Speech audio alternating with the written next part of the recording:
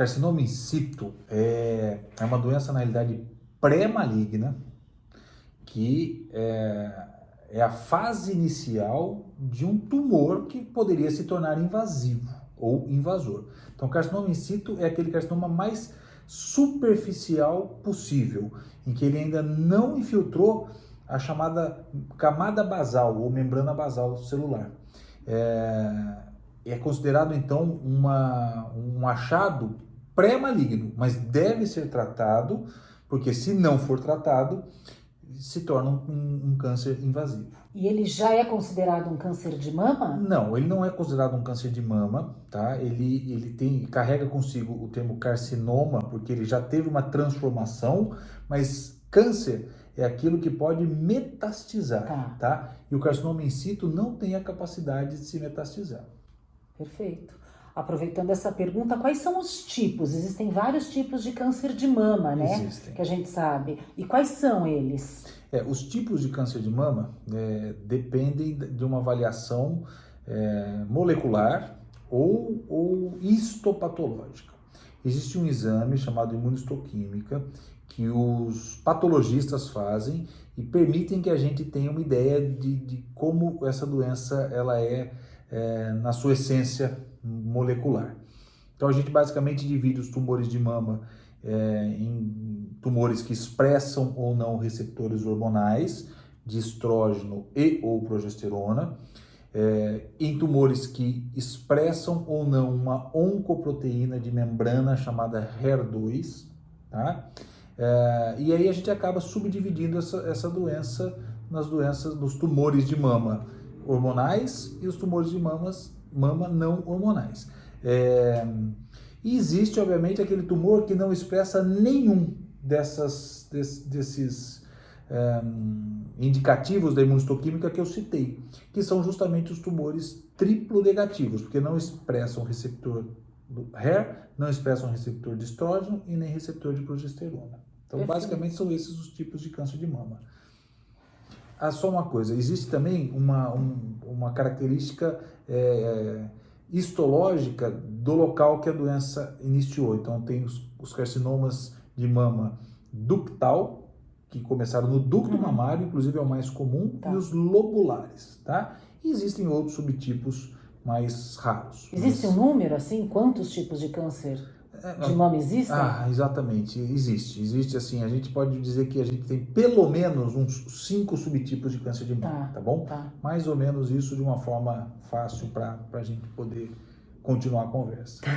E qual é o melhor tratamento para um carcinoma in situ e para um carcinoma invasivo? Sim, o carcinoma in situ, ele também tem que ser diagnosticado por biópsia, tá? Por mamografia e biópsia. A mamografia detecta alterações muito características do carcinoma in situ, que às vezes são microcalcificações agrupadas, tá?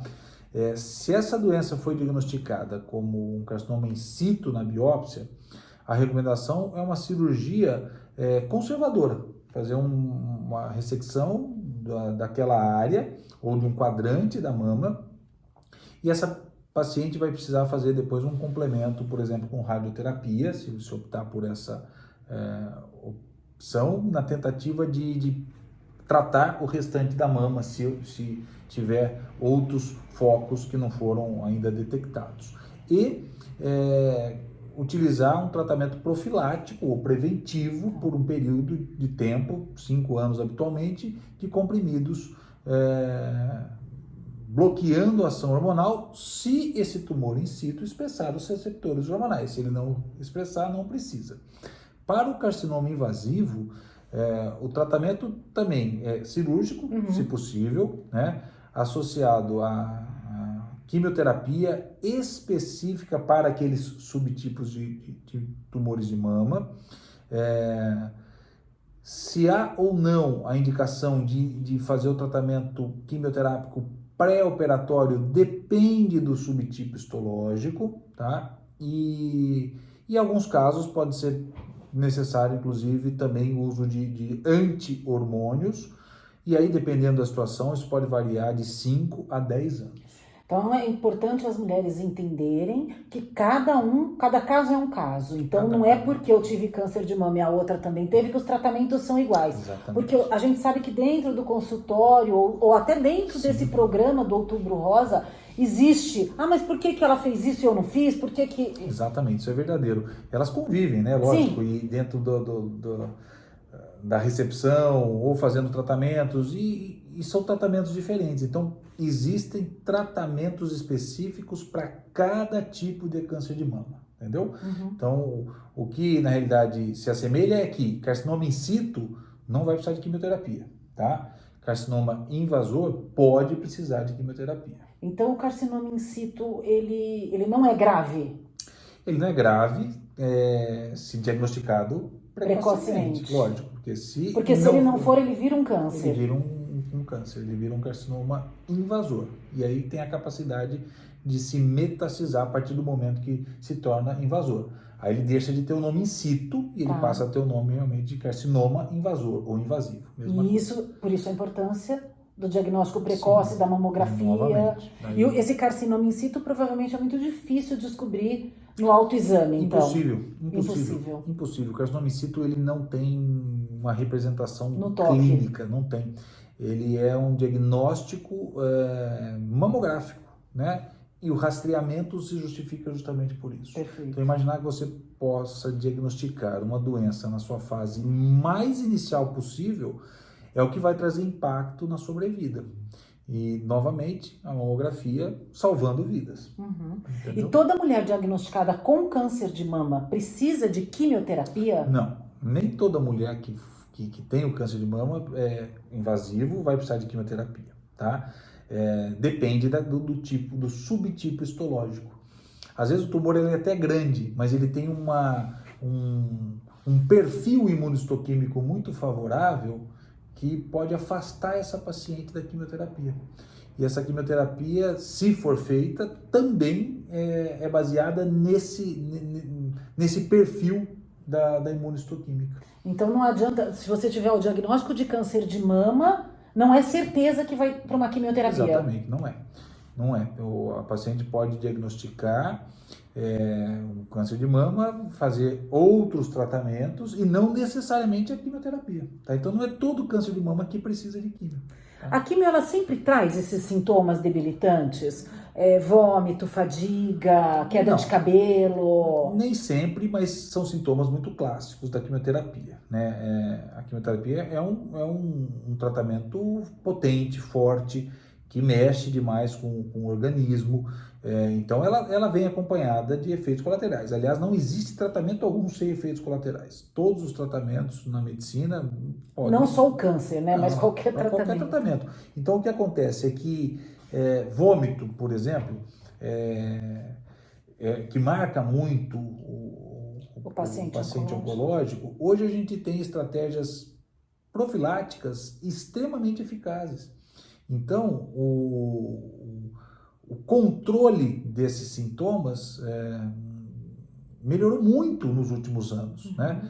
E isso é perceptível, você sabe aqui em casa. Antes o telefone tocava com os pacientes vomitando com muita frequência. Hoje quase isso não acontece mais, porque existem medicamentos mais potentes que controlam os sintomas e fazem que a paciente enfrente o período de químio com muito mais... A gente viu isso nas lives aí que foram feitas também, né? Que o pessoal falou que tinha um estigma, aquele medo da quimioterapia, e a hora que tá ali no meio enfrentando, não que seja fácil, mas acaba conseguindo enfrentar, exato. Né? A fadiga é outro sintoma muito comum, muito marcante, né? Muito marcante. Acompanha, assim, os pacientes. E tem um outro sintoma também, que é a neuropatia, que para um tipo específico de quimioterapia de uma classe chamada de taxanos, marca muito o câncer de mama. Mas na maior parte das vezes é tudo reversível, transitório, e que o tempo mostra pra gente que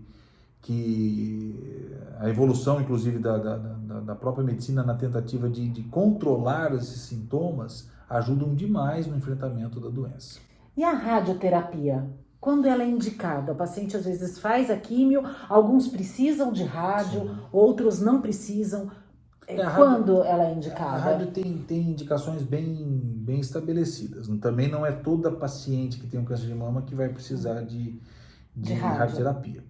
Mas de uma forma, vamos dizer, fácil de entender. Pacientes que optam por cirurgias conservadoras precisam fazer radioterapia adjuvante, complementar, na estratégia. Então, cirurgia conservadora é uma indicação.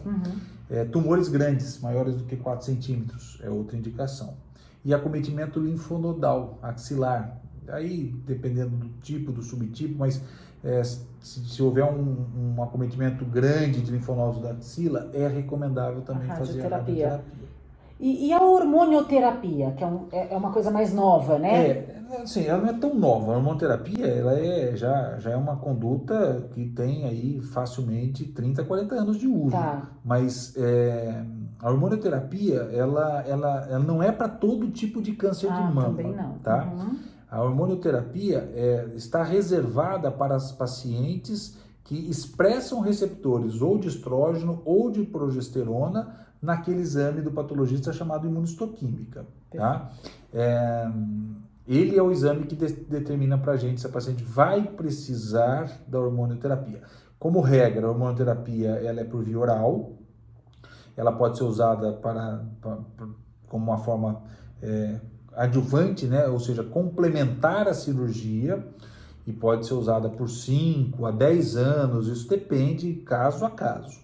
Mas é um tratamento bastante consagrado, diminui taxas de recidiva, diminui a chance de câncer de mama contralateral, tem seus efeitos colaterais, claro, porque a gente acaba bloqueando a ação de um hormônio importante para a mulher, que é o estrógeno, mas é absolutamente manejável, né? As pacientes realmente sabem dos sintomas, mas parece que com o tempo elas vão se adaptando. E a imunoterapia?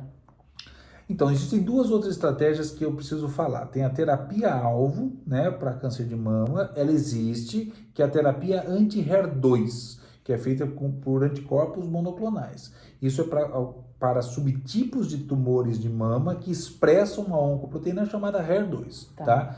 E essas pacientes vão precisar do uso dessa medicação, dependendo do contexto, até por tempo indeterminado, se a doença for uma doença avançada, ou por um ano, quando a doença é operada. E a imunoterapia, ela existe também para câncer de mama, mas para aquela parte dos tumores que eu disse que nós não temos alvo, né? Por exemplo, são tumores triplo negativos, são tumores avançados e que expressam um marcador chamado PDL1. Mas isso está restrito por enquanto a esta população.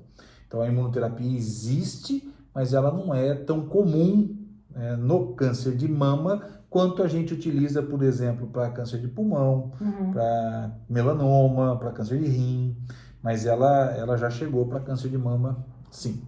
Só uma última pergunta, independente do tratamento, hormonioterapia, terapia-alvo, imunoterapia, o único que cai o cabelo que as mulheres é a quimioterapia? É a quimioterapia. A quimioterapia é o que leva à queda de cabelo, porque é um tratamento citotóxico, né? Tem uma toxicidade celular, tecidual. As pacientes podem até ter queda de cabelo por um período com a hormonioterapia, que o bloqueio da ação do estrógeno faz isto, mas queda de cabelo clássica, a ponto da paciente ficar careca. Precisar, obviamente, né, de lenço, turbante, peruca, qualquer que seja o disfarce, é a quimioterapia que causa. A radioterapia não. Mas isso está mudando, né? Hoje em dia a gente vê que muitas mulheres, a gente viu até pelas lives, elas estão assumindo a careca. Muito, falei disso com elas, né, nas live, lives. É muito, muito interessante. E eu acho que isso faz parte do que a gente falou já previamente, da quebra dos estigmas, né? Então hoje as pessoas não se escondem por estarem fazendo um tratamento oncológico. Elas enfrentam de uma outra maneira, né? E a mulherada faz isso de uma forma muito diferente. E é interessante o engajamento delas.